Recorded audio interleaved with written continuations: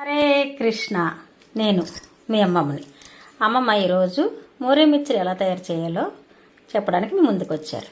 అయితే దీనికి కావాల్సిన పదార్థాలు: పచ్చిమిరపకాయలు, కొత్తిమీర, కొద్దిగా పచ్చికారం, కొంచెం సాల్ట్, ఉడకబెట్టి కట్ చేసుకున్న టమాటీ ముక్కలు, మూరీలు, వేయించుకున్న వేరుశెనగ పలుకులు, నిమ్మకాయ.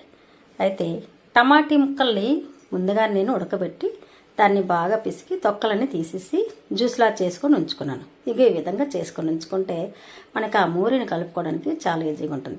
అయితే ఇందులోని పచ్చిమిరపకాయలు, కొద్దిగా కారం, సాల్ట్ వేసుకొని ఒకసారి కలుపుకుంటే ఉప్పు వేసిన తర్వాత కూడా ఇంకా జ్యూసీగా ఉంటుంది.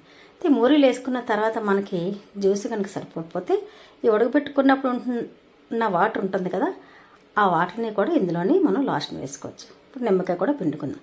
నిమ్మకాయ పులుపుని చూసుకొని పిండుకోండి. ఎక్కువ వేసుకుంటే పిల్లలకి పుల్లగా ఉంటారు, పెద్దలకి ఇష్టపడుతుంది, కానీ నిమ్మకాయ చూసుకొని వేసుకుంటే బాగుంటుంది.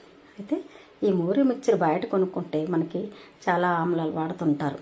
అది ఆమ్చూరు పౌడర్ అని, వెనిగర్ అని, ఇలాంటివన్నీ వాడకుండానే మనకి ఎంతో రుచిగా ఉంటుంది ఇంట్లో చేసుకుంటే.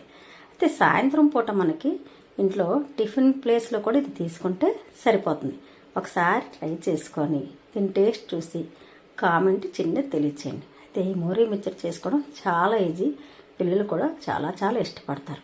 మనం బయట కొనుక్కున్నాం అనుకోండి, ఒక్కరికి కొనుక్కుంటే చాలా తక్కువ క్వాంటిటీలో ఇస్తాడు, అది మనకి ఎట్టు చాలు. అది ఇంట్లో చేసుకుంటే కడుపు నిండా తినచ్చు. హరే కృష్ణ.